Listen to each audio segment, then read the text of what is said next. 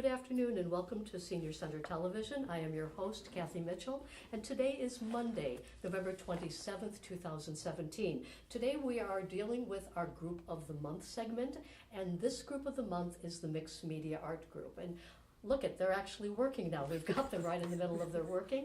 Good afternoon to you women. It's nice to see all of you. What we always do is we start with individual introductions. So I think we'll start right down here, and if you would introduce yourself, give us a little background, and I think, we don't need to talk about the art of the organization yet, but just a little bit about yourself. My name is Connie Petersen, and I graduated from Northern Iowa with a fine arts degree. And then as happens with a lot of artists, life kind of got in the way, and I didn't pick up my art other than just periodically with any intensity until after I retired, which was 5 years ago. And I have a small condo, and I was trying to find a place to do my art, and I looked in the Senior Center catalog, and this group, which was really identified as anyone that wanted to do art, a time for art, caught my attention, and I signed up for this. And you? Yes. My name is Gwen Elling, and I've been part of this group for about 2.5 years. I started coming to the group because I was interested originally in doing some art journaling.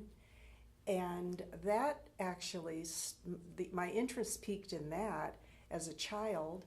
I used to do that with my grandmother on a different scale that I'm doing now. But I came to the group and have learned a lot from everybody else that's in the group, and I've continued to work with my art and enjoy it very much. My background is I was born in Chicago, and I grew up as a military brat, so I don't have any foundation necessarily here in the Midwest. I moved to Iowa City in 1972 to raise my children and to attend the University of Iowa, and I have lived here ever since and enjoy this group very much. So that it helped me to continue to create and do things that I hadn't had time to do for many years while I was working. And where did you work? I worked before I retired. I worked in a large church in Cedar Falls, Iowa. Okay. I was the administrative operations person there, and so I decided that when we moved here to Iowa City, and when I was retired, that I was going to look for a group of people that were interested in artistic kinds of things. And so that's what brought me here. Okay, well, thank you. And the person who I've known for a long time, but I'm going to pretend that I don't know, is at the end of the table, so why don't you introduce yourself? I'm Diana Miller, and I actually came to Iowa City in the late 60s to go to school, and stayed for about 21 years. So my family as a kid moved all the time, and so I really wanted to put down roots and stay in one place for a period of time. So I worked in local human service agencies here in town, including Elderly Services, which was housed in this building. And then I decided to move to Boston. My partner and I picked a major U.S. city and moved, and the work I did there was in certified home health, and also for 15 years I worked with people with Alzheimer's. I managed a day program and also an assisted living. And then when I retired, my partner and I decided to come back to Iowa City because it was a city that we both had enjoyed. How long has the Mixed Media Group been going on? How long have you been together as a group? Almost 2 years. 2 years? Mm-hmm. And has it always been this group of women? Has it always been the four of you? Or have there been other people in the past? There have been other people also. Mm-hmm. We have one person who's a regular person who's out of town right now. Okay. And there's another person that's just recently joined. Yeah. Mhm. But it's But this we is a had- core group. This is a core group then. This is Yeah. the core. There have been other people that I have was come in trying now. to remember how long ago it was that I started, maybe a year. I would say. Yeah. And one thing I want to say about the group is that coming into a group that had been together for a long time, they were so welcoming. I just never felt like I was an outsider. When you first come in to the space at 1 o'clock, everybody shares what they've done in terms of their art, and just immediately I was part of that sharing, and people were honest. So I think it's really like a special space and a special group. Okay, now I want to ask you this, and Sally, in her introduction, did say why this group was so important to her. But let's to the other members of this group. Why do you feel a need for this group? Well, I can speak to that. When I retired, one of the things I really wanted to do was write poetry. And so I tried a writing class here at the center, and I tried an art journaling class. And I realized, like, I really love visual arts. But I also wanted to try the poetry writing. So this was a place to come where I felt like we were all doing kind of variations on a theme. But we were really supportive and encouraging, and I think it gave me the structure to know I had to keep at it because I was coming back next Monday and I needed to share what I'd worked on. So for me, it was just a place to take some interests, but not be in a class structure where I was, having a teacher and just having a set approach. We really create our own approach, and that's just been so invaluable. And I think everyone in the group, as Diana said, is so supportive of what we're working on. We feel so comfortable bringing back what we've worked on all week and sharing it and getting feedback and learning from one another. It's been a very, very rich group. Wonderful. Now these are the practical questions that we ask every group. Generally, when and where we meet, and obviously we're sitting here during your group, so it is every Monday between 1 and 3. Also now, is there a membership required? I mean, how if somebody is interested in being in this group? Can anyone sign up, or is there any sort of recruitment? Well, I mean, when I meet people that say, "Oh, I'd like to do some artwork, but I don't have any place to do it," I say, "Well, there's a group of us that meet on Monday." So I feel like I'm always kind of have an ear to people who might be interested in this. But I think primarily we advertise through the catalog, and that's how Connie heard about us. So it's been really nice to have new people come in. Like one other woman just joined us a few weeks ago, and just see who sticks. Okay, now I want to ask you this, because somebody asked me this the other day, and I can't answer this. How different is your class from the open studio that Janice Bell does on Wednesdays? I've never been to I don't that, know what the so- open Yeah. studio is like. Okay, and so the open studio is where anybody can come and do any kind of artwork they want. So you can just come in on Isn't a it Wednesday. primarily watercolor, though? Well, it could very well be, since I'm usually very busy doing something on Wednesday, unlike you. But I was wondering, because somebody did ask me this, because this is a type of open studio as well, and so maybe the only difference is that this is a Monday, and Janice's is on a Wednesday. I believe if we looked in the catalog, and we'll probably check this out, you may not have to be a member to be in Janice's, and you do have to be a member to be in this one. A membership Oh. is required. I believe that's what the catalog that says. We will catalog check says? this. We will check this out and make sure that this is correct. And that was because the senior center set it up that way. Okay, we'll definitely check this out, Right. because we don't want to give misinformation here. Are there any costs involved to be a member of your group? Well, the only cost I would say is that everybody in this group loves to experiment with media. So they're always buying things. I mean, to napkins that have cute designs on them, to paints and to, whatever. And that's part of what we share as well, is when we come in, we say, okay, I got this new pen, or I got this paper. We share that. And I've learned a lot about media just because of that, What are your overall goals? I mean, you have a show upstairs now, which is really very nice, very, very, very beautifully put together. But what is the ultimate goal of this work, of this group? to keep making art for me, Mhm. to just stay engaged with it and to learn and to experiment, to be brave with it, Mhm. I think. Mm-hmm. Okay, very good. Anything else? I think for me, it teaches me a lot about a process. Like, sometimes I don't have anything to write about, and it can be weeks. But I still come on Mondays, and there's always tasks to be done. So maybe on that week, I do some watercolor. Or maybe I have written something and it's time to put a collage together. So I feel like for me, it's about not giving up when I don't have the words. But to realize it's just about showing up, being in a creative space, and doing whatever, finding a task at hand. And there's always a task at hand. Okay, this is a big question for me. I'm an artist. I've been a working artist for many, many years. I have a studio. I love working alone. I mean, I'll get up sometimes early in the morning, you know. I'll come up with ideas at 2, 3 in the morning, and I'll just work for hours in my studio. And if I've ever collaborated, which I have, I will collaborate where the artist will do his or her part, then give it to me. In other words, we're not sitting together. Yeah, so that's the way I love to work. Why is it that, first of all, do any of you ever work alone on top of this, working in this group? But if you don't, what is it about working within a group that you just cannot find the same satisfaction working alone?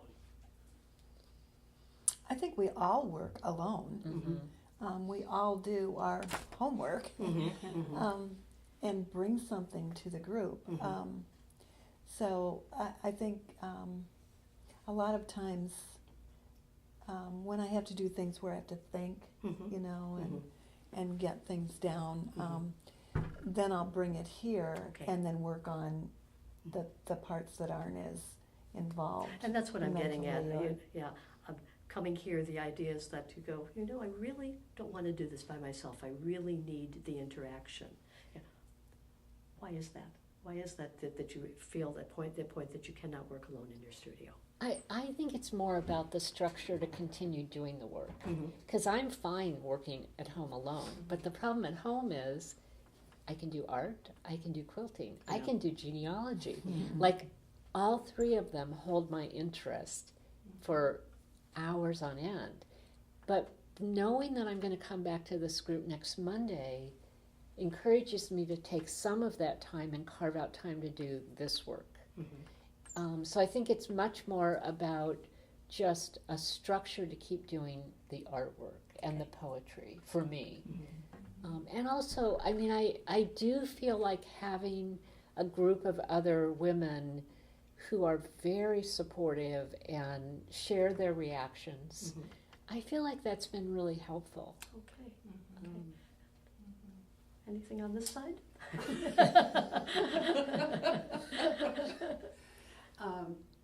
I like the fact that I do enjoy coming here every Monday, but it has more to do with the communality. Is that a word?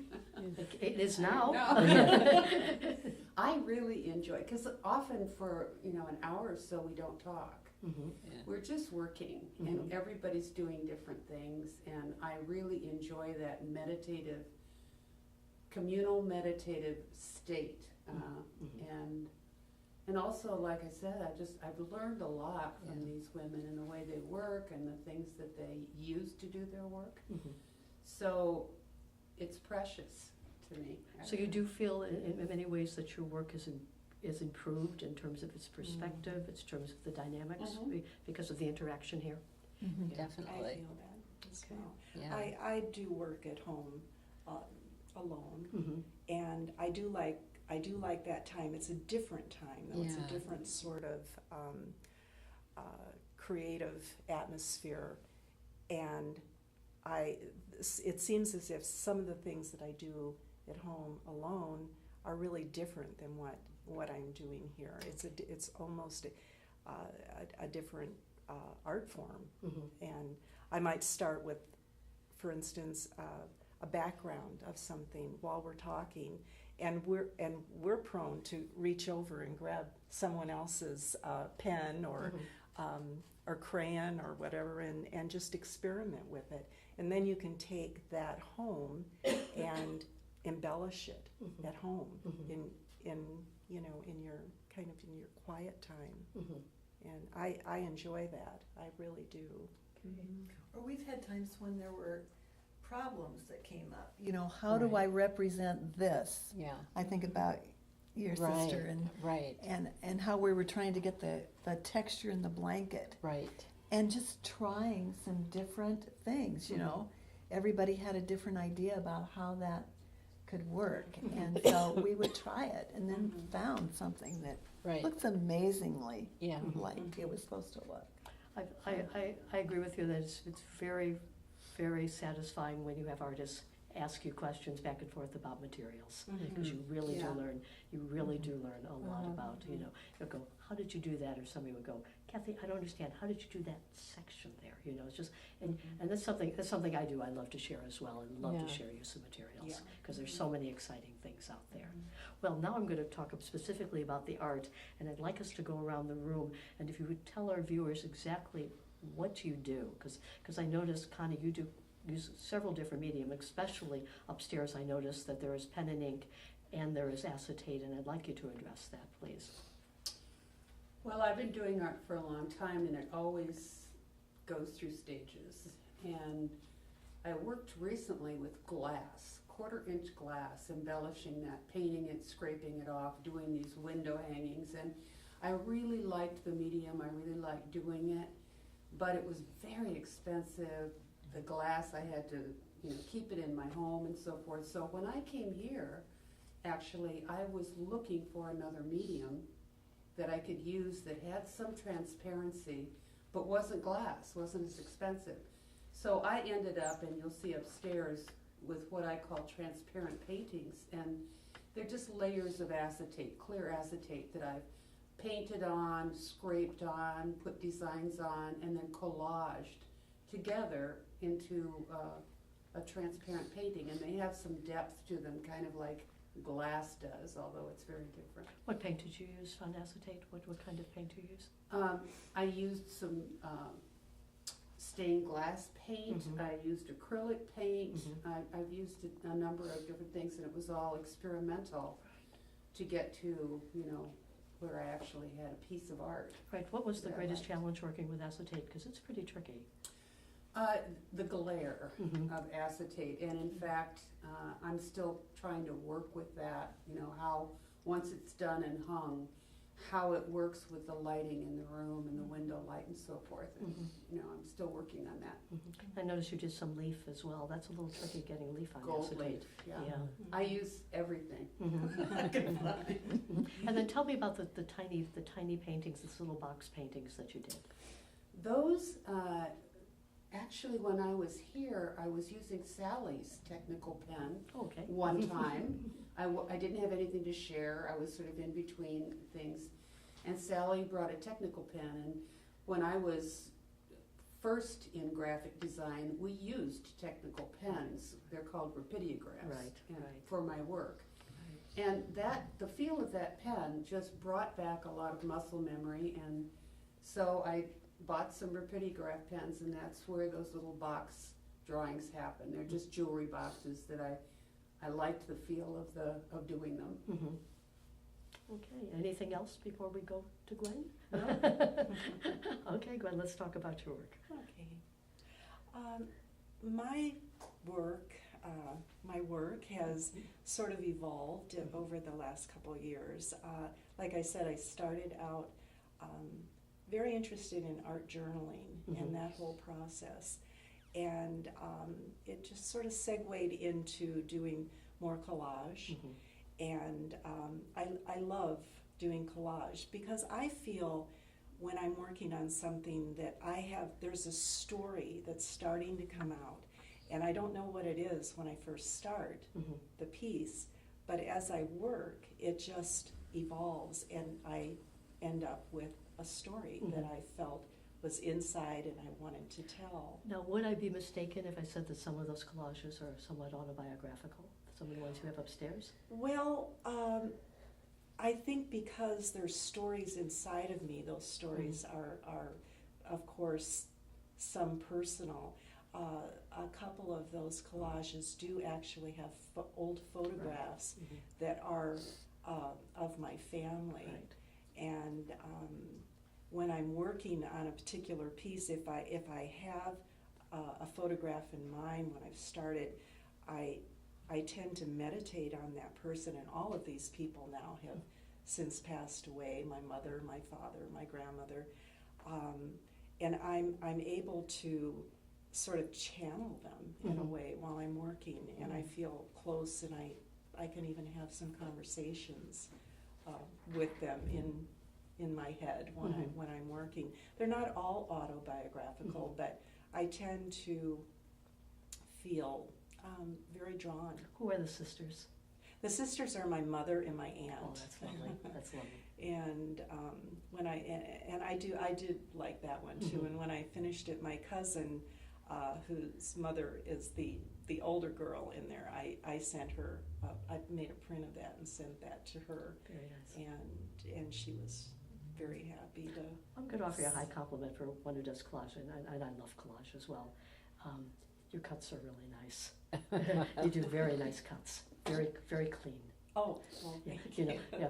I grew up just loving Remora Bearden, so you know, Oh, so yeah. they're just these beautiful, clean cuts where everything almost blends into the piece. So it's a very high compliment. Thank They're lovely. you. Talk about the ones that are almost like little windows. Well, those are, I start those, I actually have one here that I did last week, Oh, okay. and they're, Show it to the oh, camera. they're done on, I have a deck of playing cards, Uh-huh.